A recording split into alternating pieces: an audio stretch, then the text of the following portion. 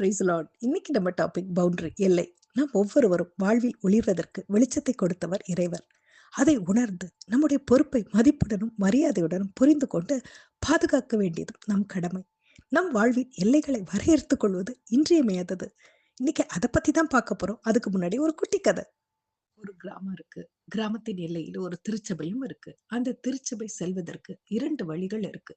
ஒன்று ஒத்தையடி பாதை, விரைவில் போகக்கூடியது. இன்னொன்று ரொம்ப தூரமா சுத்தி ஒரு ஆத்து வழியா கடந்து போகணும். ஒத்தையடி பாதையில் யாரும் போறதில்ல. ஏன்னா அங்க ஒரு பெரிய பாம்பு இருப்பதாகவும் அது போற வர்றவங்களை கடிக்கிறதாகவும் ஊர் மக்களின் புகார். இந்த ஊருக்கு புதியதாக திருச்சபையில் இடமாற்றம் செய்யப்பட்ட ஒரு போதகர் வந்தார். அந்த போதகர் அந்த பாதையின் வழியாக திருச்சபைக்கு செல்ல முற்பட்டார். ஊர் மக்கள் அனைவரும் அவரை பார்த்து, ஒத்தையடி பாதை வழியா போகாதீங்க, அங்க ஒரு பாம்பு இருக்கு, அது உங்களை கடிக்கும்னு சொல்ல சின்னதாக ஒரு புன்முறுவலுடன் அந்த ஒத்தையடி பாதையில் நடக்க ஆரம்பித்தார். அந்த பாம்பு அந்த ஒத்தையடி பாதையில் ஆள் நடமாட்டமே இல்லாததால் ரொம்ப தனிமை உணர்வுடன் இருந்த பாம்புக்கு திடீரென அந்த பாதையில் அந்த போதகரை கண்டவுடன் மகிழ்ச்சி ஆனந்தத்துடன் போதகரிடம் கேட்டது. ஏன் இந்த பாதையில யாரும் வர்றதே இல்லை அப்படின்னு கேட்டதாம். உடனே அந்த போதகர், நீ ஏன் எல்லாரையும் கடிக்கிற, நீ கடிக்காம இருந்தா இந்த பாதையில எல்லாரும் வருவாங்கல்ல அப்படின்னு சொல்லிட்டு அவர் நகர்ந்து சென்றார். கொஞ்ச நாட்கள் கழிந்த பின் போதகருக்கு ஆச்சரியம். அந்த ஒத்தையடி பாதையில் நிறைய ஆட்கள் நடந்து கொண்டிருப்பதை கண்டார். உடனே அந்த பாம்பு நான் சொன்னதை கேட்டுருச்சேன்னு சந்தோஷத்துடன் அவரும் அந்த ஒத்தையடி பாதையில் நடக்க ஆரம்பித்தார். அப்போது அவருக்கு அதிர்ச்சி காத்திருந்தது. அந்த பாம்பு சாக போகிற நிலையில் பயங்கர காயங்களுடன் தென்பட்டது.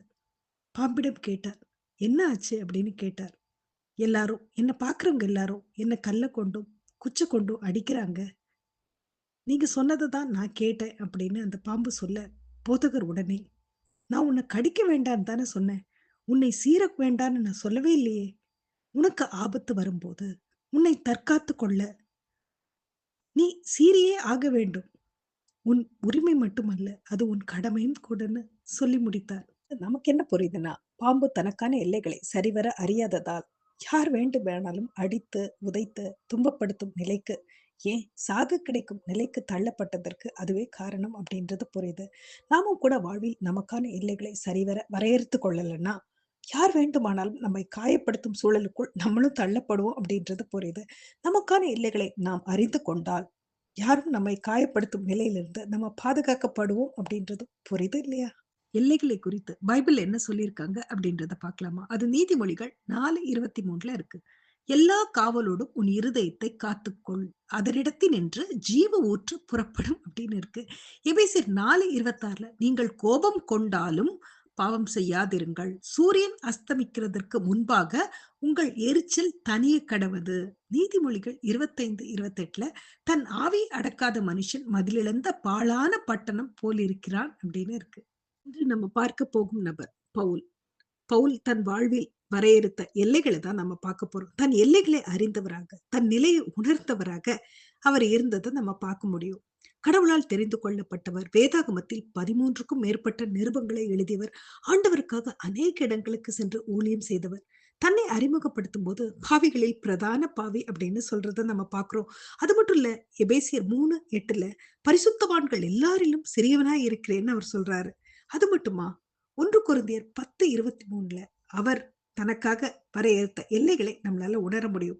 எல்லாவற்றையும் அனுபவிக்க எனக்கு அதிகாரம் உண்டு ஆகிலும் எல்லாம் தகுதியாயிராது, எல்லாவற்றையும் அனுபவிக்க எனக்கு அதிகாரம் உண்டு ஆகிலும் எல்லாம் பக்தி விருத்தி உண்டாக்காதுன்னு அவர் சொல்றது முதல் கொண்டு அவர் தனக்கான எல்லைகளை வரையறுத்தது நமக்கு புரியுது இல்லையா?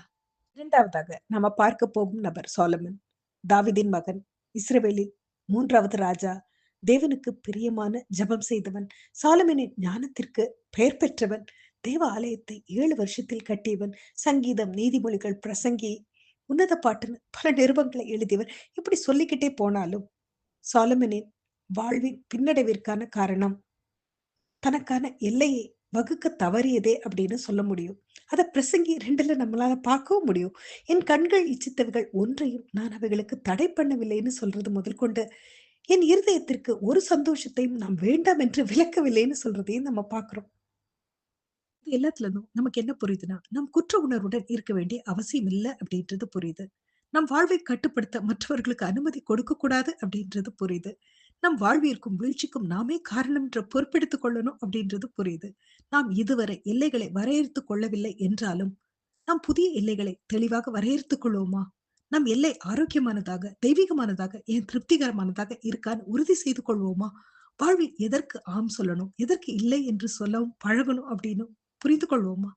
நாம எப்படி இருக்கோம்? செல்ஃப்